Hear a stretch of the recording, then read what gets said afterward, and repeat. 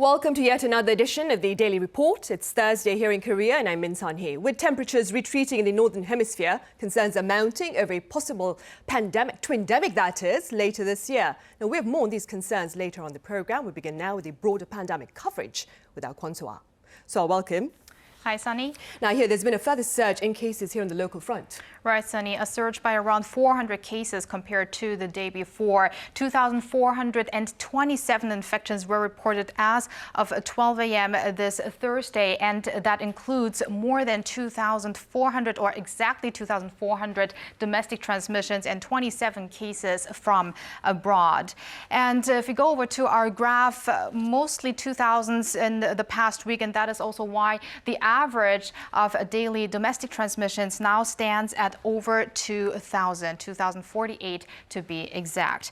And the capital region in particular has been experiencing a resurgence in infections compared to yesterday. Here, both Seoul and Gyeonggi-do province at over 800 infections and Incheon at 200, and all other places across the country are seeing at least double-digit figures. With that, Korea has accumulated 325,804 infections with 8 additional fatalities. The death toll stands at 2,544, and we've got more than 288,800 people who made a full recovery from the coronavirus. On to our vaccination updates. 39.8 million people, or 77.6% of the nation's population, have received at least one shot of COVID-19 vaccine, and here 28.5 million, or 55.5%, have gotten their second shot or are fully vaccinated. Going over to figures abroad here, 237 million is the number of infections that has been accumulated so far, with over 485,800 new cases reported in the span of 24 hours as of noon Korea time. Now going over to some specific countries around the world, the UK has just hit the 8 million mark in total infections. And let's take a closer look now at the US here, with 44.9 million, close to 45 million, still a high number of infections. But according to officials in the US, there's been a decline in cases, hospitalizations, as well as fatalities recently. And then we've got Vietnam here with a total of 822,687 infections as of noon Korea time. This country has announced to reopen all key tourist spots to vaccinated people from abroad beginning in December. Now, meanwhile, very interesting here in the United Arab Emirates, this country has announced that it is now declared that it has overcome COVID-19, and that because the 7 Emirates of the UAE recorded fewer than 200 new cases of COVID in this month, which is the lowest number since August. And those are the updates that I have for now, but I'll see you back in a bit. Sunny? All right, so thank you for now. Right, here in Korea, starting on this Thursday, those who are fully inoculated overseas have access to COVID-19 vaccination incentives. For more on this, I have our Choi Won-jong here in the studio. Won-jong, welcome. Good afternoon. Right, so like I said, starting today, even those who are vaccinated outside of Korea can indulge in incentives such as social gatherings and more. Right, that is absolutely correct. A lot of people who've gotten their COVID-19 vaccines outside of Korea have found it difficult to prove their inoculation status when visiting coffee shops and restaurants, meaning they weren't eligible for vaccine incentives. And kicking off Thursday, though, those who come to Korea with the quarantine exemption document can prove their inoculation status, meaning they're now able to get the benefits of being vaccinated. They can register their information online using apps like Koov at the local health center. Now, this will help travelers inoculate abroad and U.S. soldiers stationed in Korea prove their vaccination status as well. And however, it only applies to vaccines that are approved by the WHO. Right, and of course those vaccines will include Pfizer, Moderna, AstraZeneca and so forth. Right.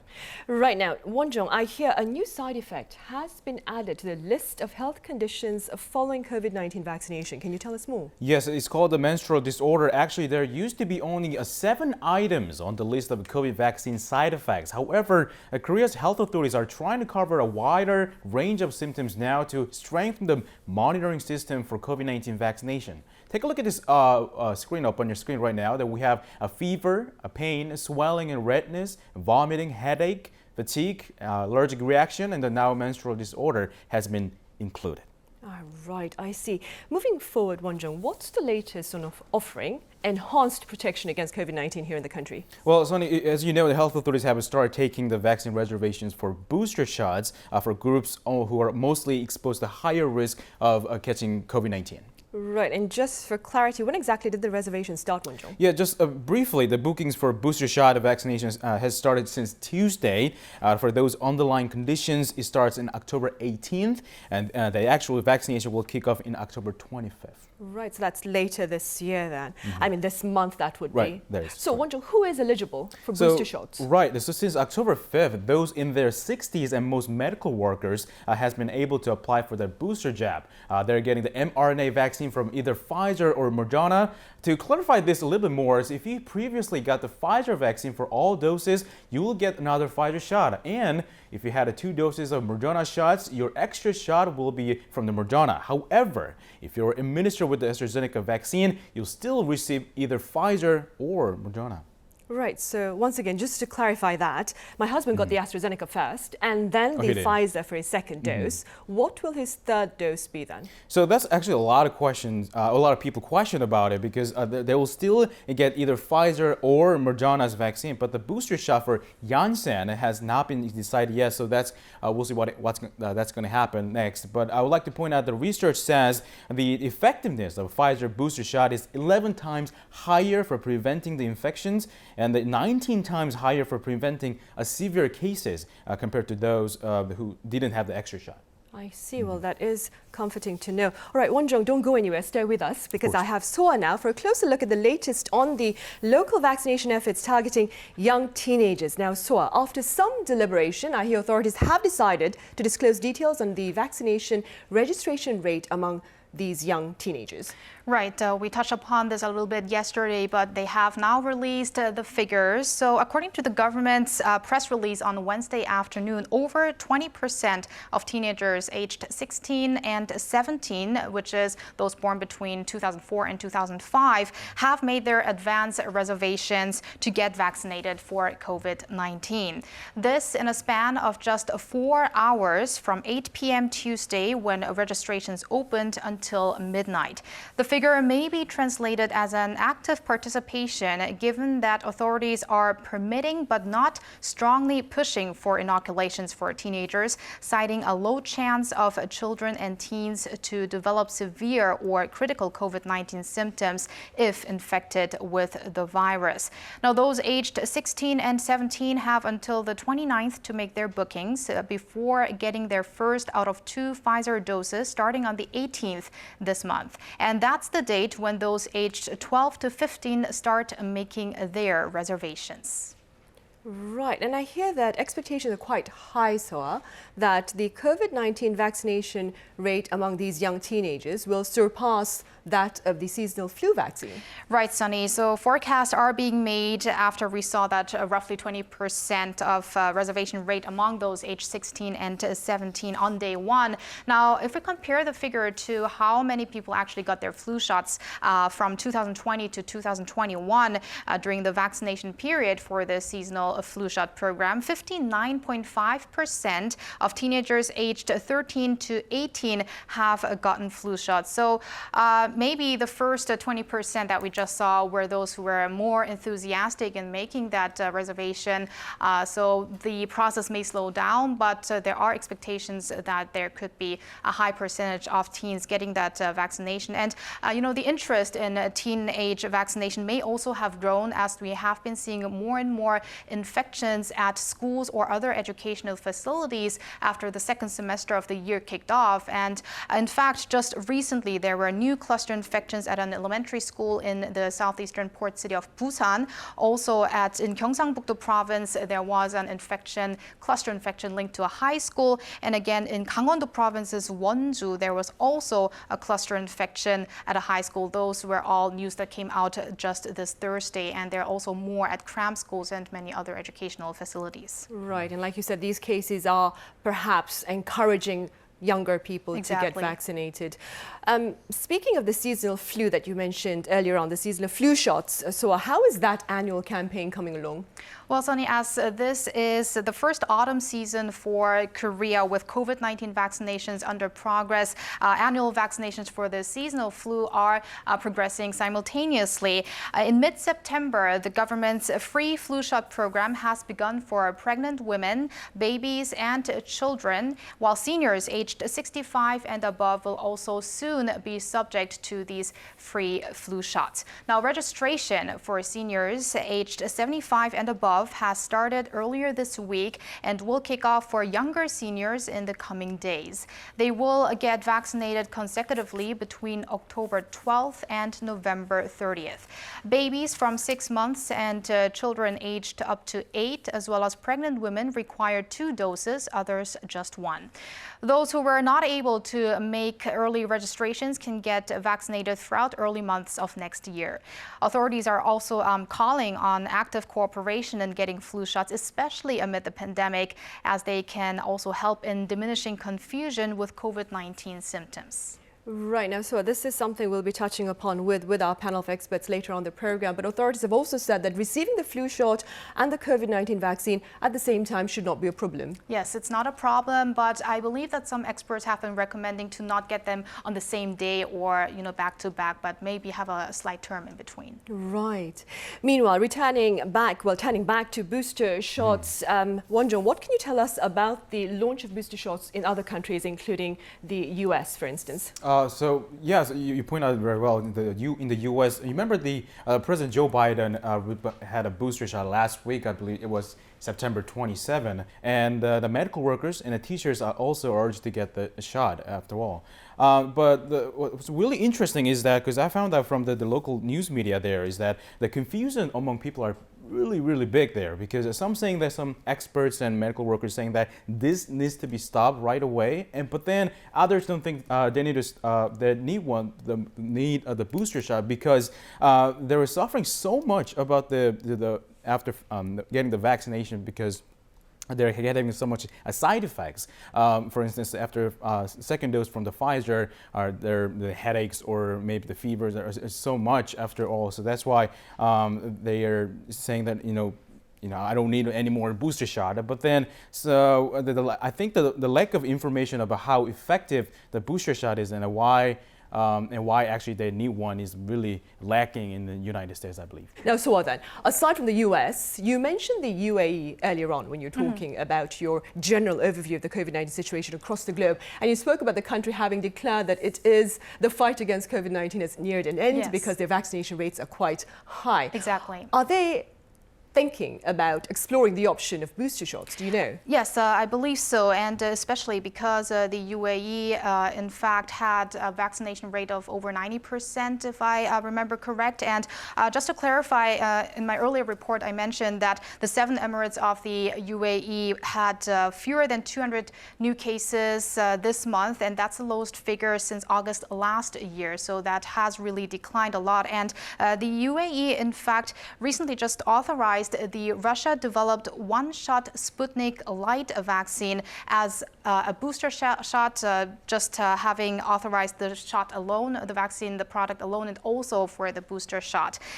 Meanwhile, we are seeing that countries that have the highest vaccination rates also are early in their booster shot program. And one of the countries that we talked a lot about before was Israel, of course. And Israel now just recently on Sunday said that it will actually make booster shots mandatory as well for certain people, and that would be also the first for Israel across the world. Right, and before we go then, Wonjong, once again, returning to your talk about incentives for those fully vaccinated, including those from abroad, could you tell us a bit more about the incentives currently available? Because in the absence of vaccine passes that someone mentioned yesterday, we don't restrict entrance to those only vaccinated at the moment. So what are the incentives that they can enjoy? That is correct, and I also want to talk about the level 4 in the capital, the Greater Seoul area. I think that one of the biggest things that we want to talk about here is a social gathering.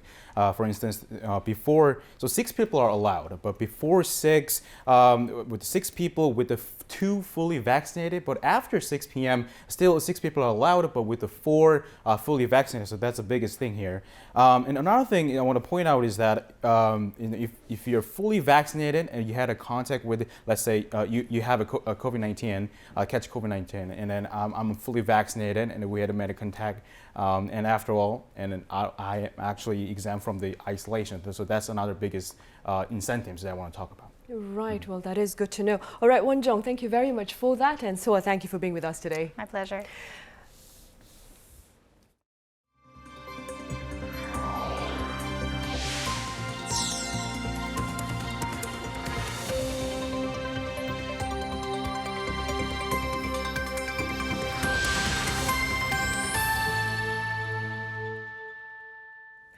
North Korea looks to be expanding its uranium enrichment plant at its main nuclear facility, according to the US-based North Korea monitoring website 38 North. On Wednesday, commercial satellite imagery shows North Korea has covered up a building at the Yongbyon complex that was recently reported to be under construction. Imagery from October 1st indicates the North has built a new building as well. Now, information on what the building will be used for remains unclear, but experts speculate it could be used to turn low-enriched uranium into weapons-grade material.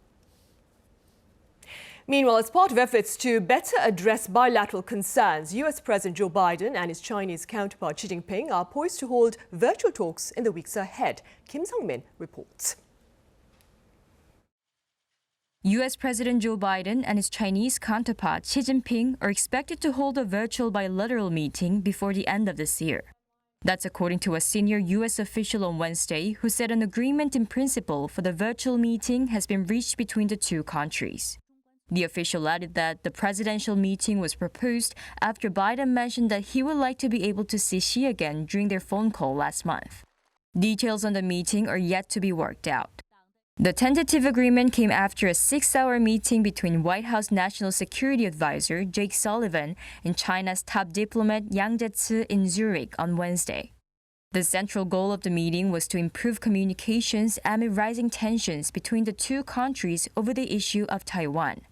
Beijing sent record-high numbers of warplanes into Taiwan's airspace in the past week, prompting sharp warnings from Washington. According to a White House statement regarding Wednesday's meeting, Sullivan emphasized the need to maintain open lines of communication while raising concerns about China's recent military provocations against Taiwan. China's human rights abuses against ethnic minorities and Beijing's stances on Hong Kong were also on the agenda. The U.S. also vowed to continuously engage with Beijing at a senior level. The meeting served as a follow-up to Biden's call with Xi last month, where Biden stressed the need to manage competition between the nations in a responsible manner. Kim Sung-min, Arirang News.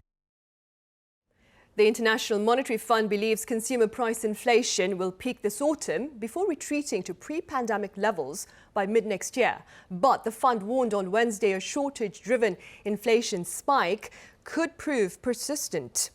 Now, among the concerns cited were rising housing prices and prolonged supply shortages in advanced and developing economies, as well as currency depreciations in emerging markets. The IMF sees inflation in advanced economies hitting 3.6% before falling to about 2% by mid-2022.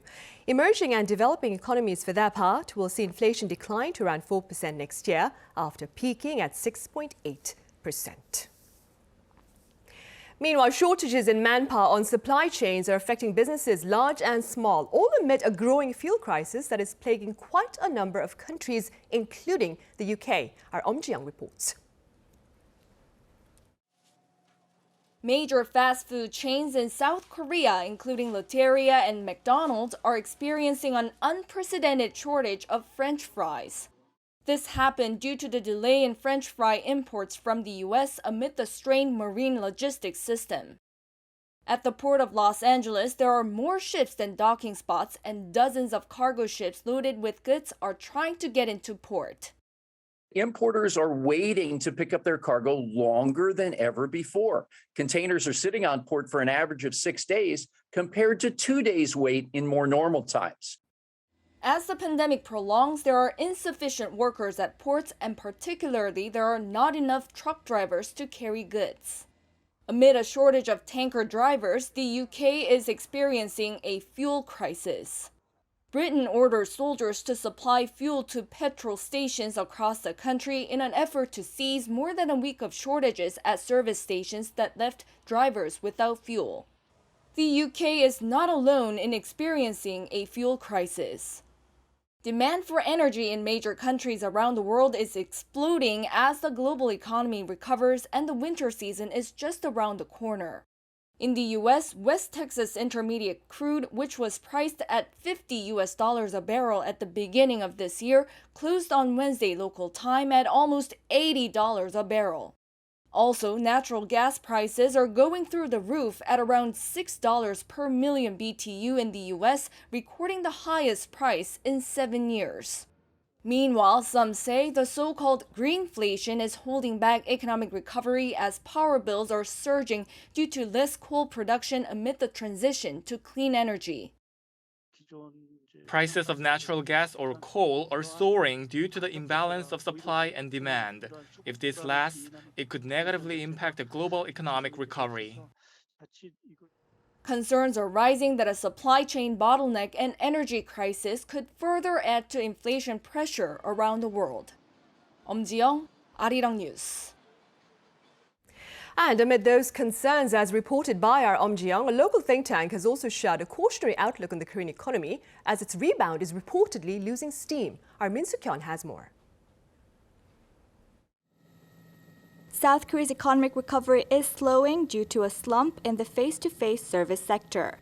The Korea Development Institute said that the flare-up in COVID-19 cases and extended social distancing measures has dampened the nation's service industry. In its latest report on Thursday, it said production and employment fell mainly for in-person services such as restaurants and accommodation. A few other industries, including the auto industry, also suffered from supply disruptions of intermediate goods. Meanwhile, the manufacturing industry showed modest signs of recovery on the back of strong demand for semiconductors. But the Business Sentiment Index on business conditions for local manufacturers dropped to 92 in October, dipping for the third straight month. The KDI said that the spread of the virus and rising raw material prices led the decline. And the Korean economy could face more challenges due to growing global uncertainty. The state-run think tank voiced concern over signs of a slowdown in the global economy due to a surge in virus cases, supply chain disruptions, and volatile financial markets. It warned that the country could feel the pinch from global uncertainty, hinting that downside risks are running high. However, the KDI projects that adverse effects from the pandemic will likely start to ease once the government carries out policies to boost consumption and more people are vaccinated. Min Soo-kyun, Arirang News. Foreign direct investment in South Korea from January to September this year was the second largest among all years on record for those months. According to the Ministry of Trade, Industry and Energy on Thursday, the investment amounted to $18.2 billion during the given period.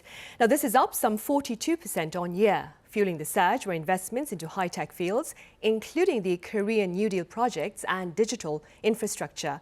There were also new investments in vaccines and antibody medicine. Foreign direct investment has surpassed $20 billion every year since 2015, and the ministry expects it to top that amount this year as well. The world's largest memory chip maker, Samsung Electronics, has shared its technology roadmap for its foundry business division. Samsung plans to become the world's first player to mass-produce 3-nanometer chips by the first half of next year. Kim Yo-son has more. South Korean tech giant Samsung Electronics has revealed its goal of becoming the world's first company to mass-produce next-generation 3-nanometer chips, deploying gate-all-around technology in the first half of 2022. The technology refers to a modified transistor structure where the gate contacts a channel from all 4 sides for better control of current flow and further scaling.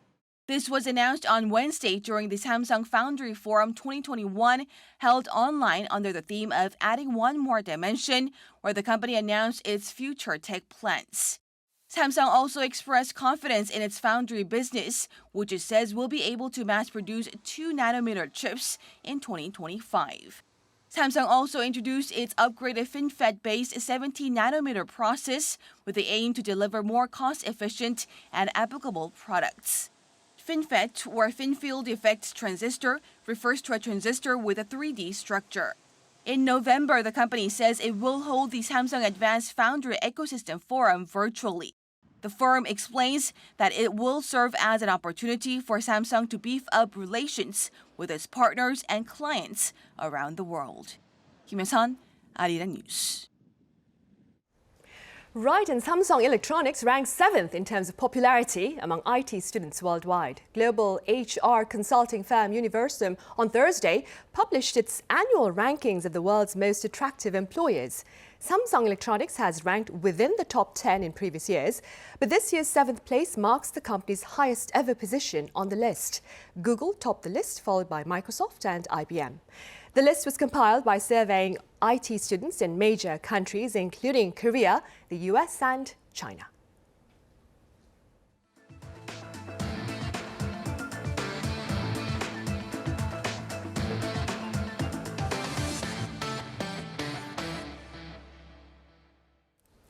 Unmanned stores have become a familiar concept here in the country, especially amid the pandemic, as calls for social distancing have accelerated the adoption of non-contact commerce. Now, in this next report, we take a look at the advances made thus far and some of the tasks that lie ahead. This is a ramen restaurant in Seoul.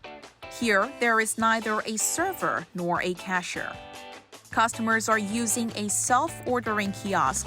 After that, they cook their ramen on their own. This is an unmanned restaurant. With COVID-19, we are seeing a lot of unmanned stores whenever we are walking across the street. From restaurants to cafes to convenience stores, we are seeing a lot of autonomous stores around us. Unmanned stores can be found in any industry.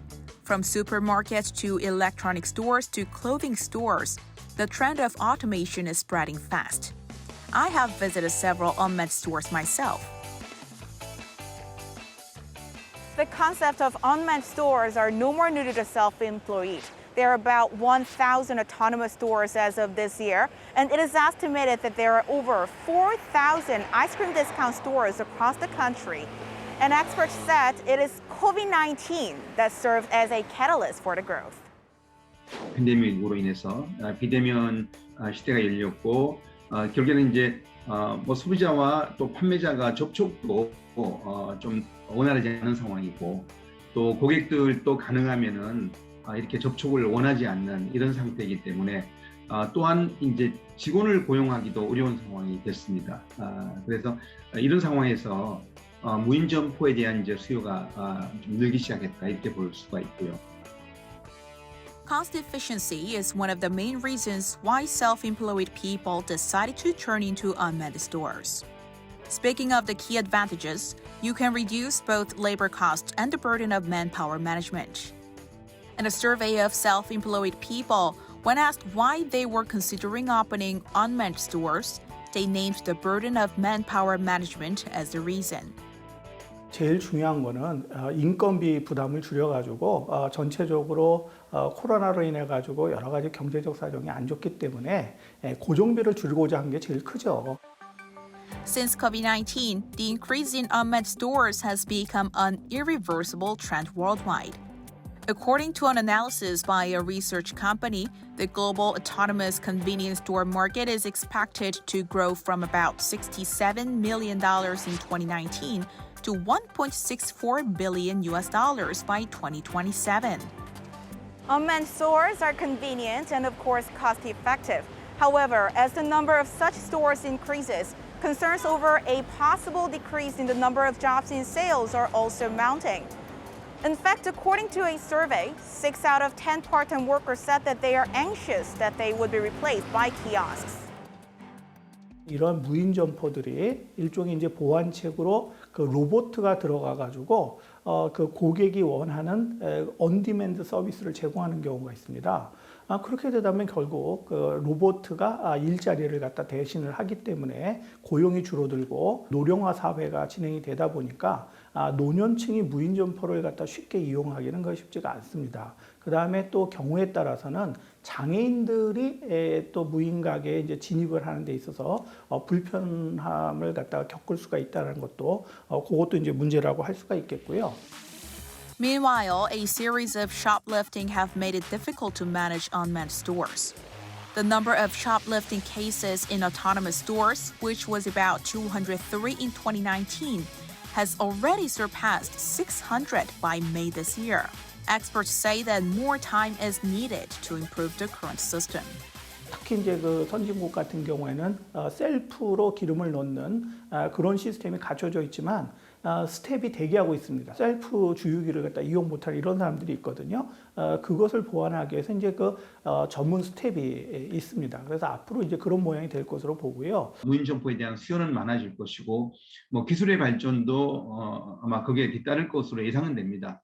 근데 이제 그게 얼마나 짧은 시간 동안에 이루어질지 아니면은 좀 더 많은 시간을 가지고 이어져 갈지는 두고 봐야 되지 않을까 이렇게 봅니다. Thanks to the contact-free culture, unmanned stores have grown significantly. However, at the same time, it sparked a lot of debates as well. This demonstrates how the pandemic has affected every single aspect of our day-to-day life. This has been 신새벽.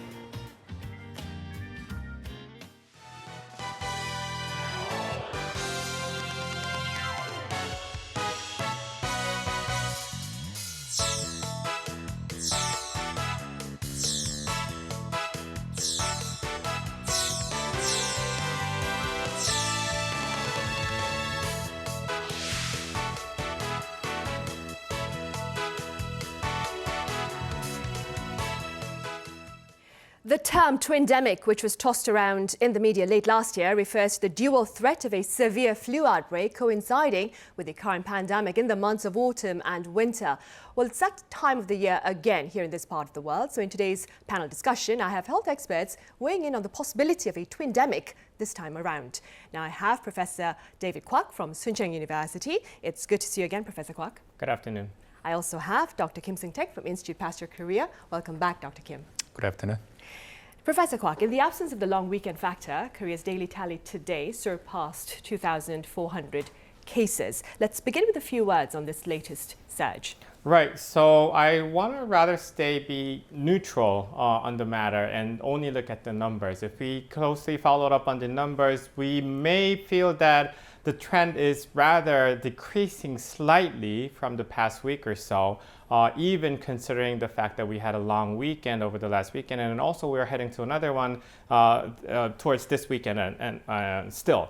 I think what's differing from the past is that the variant that became dominant, the Delta variant, its characteristic is quite different from the past strains in that it spreads much faster to a lot more people, but the symptoms, the dormant period has become much shorter as well. So I think we're beginning to see people that come up with COVID-19 cases that are much sooner than expected before. So in the past, if we were to expect, let's say, a week or two from the contact with an infected person with the original strain, I think we could expect possibly 3, maybe 4 days of symptoms or confirmation of the case with the Delta variant. So the numbers that we're seeing deducing from such characteristics, I think is sort of drawing a plateau rather than drastically increasing or reducing from the numbers that we've seen before.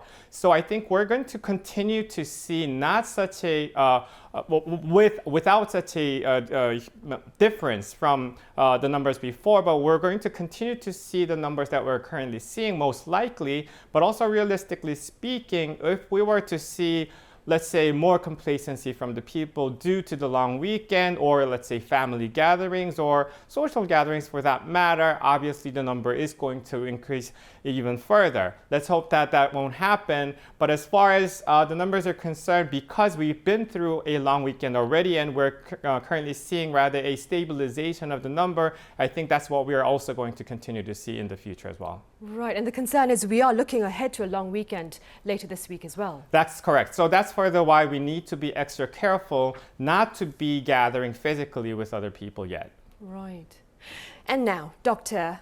Kim, what are your thoughts on the likelihood of a twindemic this season? Well, the twindemic is not really just a new concern at this year. The twindemic was also just a concern just last year, almost around this time. I do remember that. We talked about it last year as well. I think so, yeah. And then the last year situation and then this year, this situation is now just quite different because now we are just the vaccine is available. The last year we did not have any just very effective control measures except for just public quarantine just procedure. So the people are just tend to be just more cautious. So then they actually just stick to just more the rigorously some public personal hygiene, for example, like wearing mask and then keeping physical distances and also washing hands. And that was actually very effective. I mean, this is not the completely new one. I mean, not for just the flu, but for some other other infectious disease. This kind of very simple the measures are very effective, just preventing the transmission of this infectious disease. But now, now the vaccine is available for certain countries, and then the vaccination rate is pretty high. So there's many actually countries as considering returning to the some sort of normal life. So then the people are generally tend to be more relaxed and then less careful about this some personal hygiene. So then the chances are now the twindemic is more possible unless we keep more cautious action like we did last year. Right.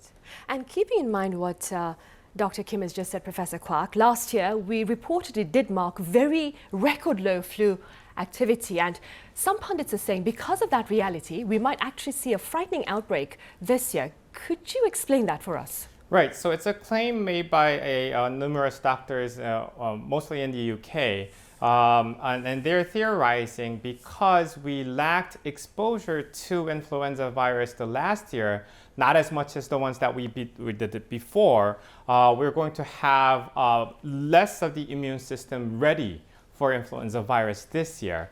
And there's also a theory that because every year we have different strains of influenza virus attacking us. So every year, at least about 6 months ahead, a group of people gather to find out or anticipate what exact strains of influenza virus will attack this year. That's how it has always been every year in the past.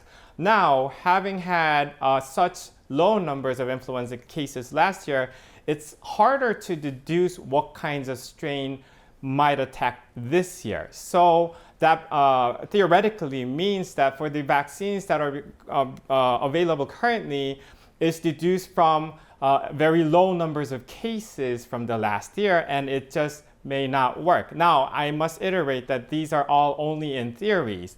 We don't exactly know what strains will hit us every year, and some of the years, even in the past, the vaccines just hit the virus completely off, or some of the years actually it hit right on the spot. So we never know what's going to happen this year, but usually, scientifically speaking, even with the deducing from the lack of the numbers, they're still able to come up with protection from the virus in the sense that it'll still give us immunity to fight against this specific strains of the virus. So I think we're still going to be protected, number one.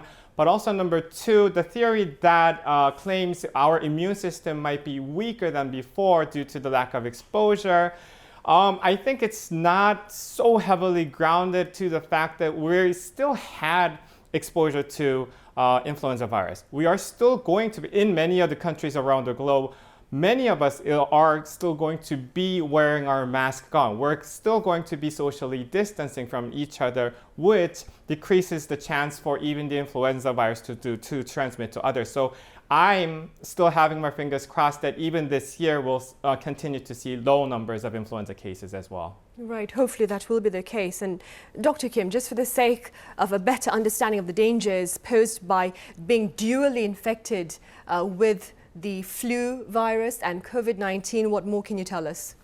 Well, this sort of just a twindemic, and that this is actually just co-infection of just two viruses. The instance of this co-infection was actually rare last year because of the reason that I just talked about. So then we do not have many much data to just talk about that. But then based on some data, maybe just the outcomes from this sort of just co-infection might be just worse than we actually just anticipated. And then this co-infection is, well, sometimes some viruses actually show us a sort of just a super infection exclusion. But this is for once the virus is infected, then the other virus cannot infect the same cell. So this is sort of just called the super infection exclusion. But this is not such case. So the one of the recent cases is one of the COVID-19 patient was actually infected with another just a respiratory virus. In this case, not flu virus, but the respiratory syncytial virus. That's totally different kind of the respiratory virus. So the co-infection itself is very just possible, and it's not just completely new one. But in the case of this co-infection, there's some we have never, just a substantial. The instance of this co-infection. So we do not know what we have to do in this case of the co-infection. For in terms of like a treatment, whether any potential and drug interaction, we do not know for sure. And then, for example, like for COVID-19 patient, for severe COVID-19 patient who needs some oxygen, just a supply, usually we actually just treat with some steroid drugs. But steroid drug is not really, is not really good for the flu patient. So in this case of co-infection case, we actually do not have any experience. So it's kind of just complicating issues. But anyway, we have to somehow just deal with it. Yeah. Right. And staying with that, Professor Kwak, what more can you tell us about the potential risks posed by a twindemic on the local front? Well, so the most concerning fact would be the fact that if the twindemic was to happen, the medical sector would have to take care of both the patients or the patients who have both the diseases. Obviously, the higher toll it'll take on the medical sector means that the medical sector will now be able to less attend to other disease entities, but also at the same time, vice versa between the flu and the COVID-19. That was also the worry the last year we had, because when we were expecting a twindemic, we had such low capacity to handle both the cases at the same time. Also at the same time, we weren't so quite ready with the ICU beds and isolation booths and whatnot at the time. I think we're slightly better prepared right now, but let's still not forget that even with the readiness that we have, we should still stay most conservative in our attention towards these virus-infected sources and be ready for any sorts of cases, really. Right. And talking about being ready, Professor Kwak, is there a way to better distinguish between flu symptoms from those of COVID-19? Well, so that's really a tough question because mostly both the flu and COVID-19 share pretty much the same symptoms. They're both respiratory illnesses, so they show some respiratory symptoms such as coughing or systemic symptoms that can happen from it, such as muscle pain, joint pain, fever, obviously, and high fever for that matter, but also many other coexisting symptoms such as abdominal distension and whatnot, which is not so common as the other ones. But the biggest factor that I want to mention here is that their time of transmission is vastly different. At least for the original strains of flu versus the original strains of COVID-19, COVID-19 had a much longer period of dormancy as opposed to flu, having it at around 3 to 4 days of dormancy before transmission. But what's worrying is that the COVID-19 is also sort of catching up with its period of dormancy. So it's becoming more like flu, except it's still going to cause possibly higher severity rates as well as higher mortality rates. So once and for all, if somebody was to show any of the symptoms that can be from flu or COVID-19, one should go straight to the hospital and be checked of any possibilities and be treated right away. Right. And Dr. Kim, this is something that Dr. Kwok touched upon earlier on, but given the lack of data on the most potentially transmissible influenza viruses this season, some are casting doubt on the potential protection that will be offered by the vaccines, the flu vaccines. What are your thoughts on these concerns? Yes, actually, Dr. Kwok just said just a little bit about this. And then normally we expect some protection efficacy of between the 40 to 60% when we actually predict just accurately for the next circulating just influenza virus. But if we fail, it goes down to like a 10% to the 40% of protection efficacy. But then, as this kind of a prediction is based on the some circulating just influenza virus strains. From our point of view, is the virus is circulating in the southern hemisphere. So it's based on the data like 6 to 9 months before just the vaccination in the northern hemisphere. So maybe the vaccine that we are going to use maybe sort of just outdated, so that the vaccine may not be quite just effective as we actually expected. So the ingredients that go into a flu vaccine are different every year then?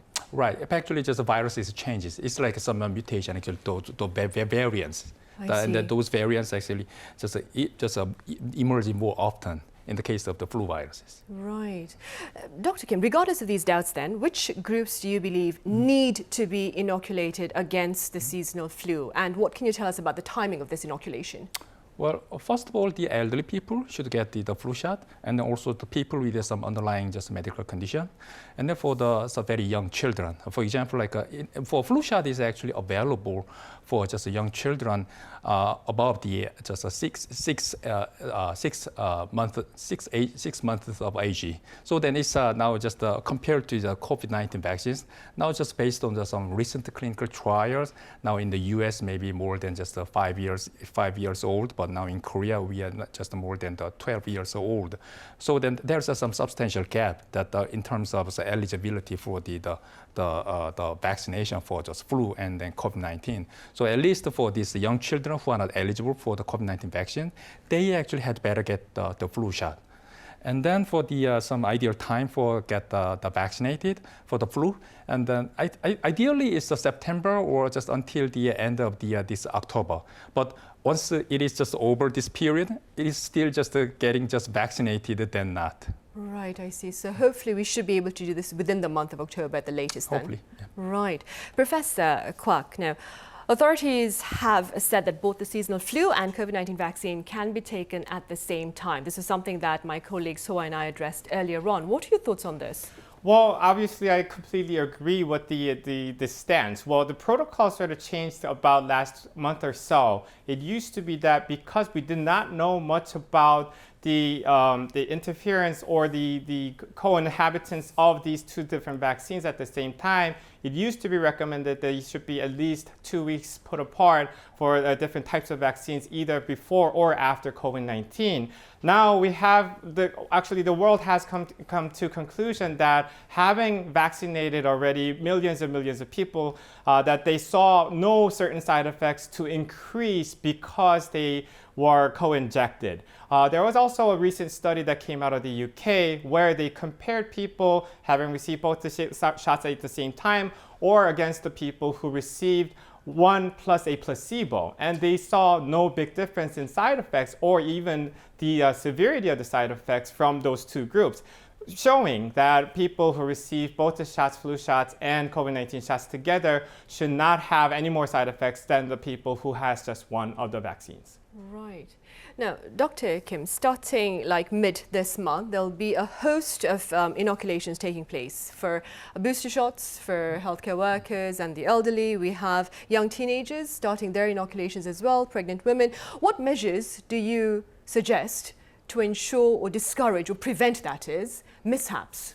Well, we have some couple of just mistakes that happened in the past, even for just the same just COVID-19 vaccine, also just different kind of COVID-19 vaccines. So I think this Korean government was probably just considering some new implementation to avoid such kind of mistakes. But personally, I think we have to somehow just separate the groups of this vaccination in time and also space. For time-wise, maybe we can just set up a different just a vaccination schedule, so not just vaccine all at the same time.